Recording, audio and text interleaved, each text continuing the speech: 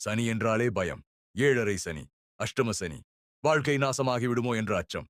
ஆனால் உண்மையில் சனி பகவான் அப்படி ஒரு கொடூரனா? இல்லையா? அவர் ஒரு நீதிமானா? சனி நவகிரகங்களில் மிக மெதுவாக சுழலும் கிரகம். அதனால் தான் மனித வாழ்க்கையிலும் மெதுவாக ஆனால் ஆழமாக பலன் தருபவன். சனி பகவான் சிவபெருமானிடமிருந்து சனீஸ்வரன் என்ற பட்டம் பெற்றவர். ஏன் தெரியுமா? அவர் நல்லது, கெட்டது பார்க்காமல் செய்த கர்மைக்கு சரியான பலன் தரும் நீதிபதி. அநியாயம் செய்பவர்கள், பொய் பேசுபவர்கள், பிறரை ஏமாற்றுபவர்கள், இவர்களை சனி தண்டிக்கிறார். அதனால்தான் சனி காலத்தில் சிலருக்கு வலி, இழப்பு, தனிமை. இது சாபம் இல்லை, கர்மா.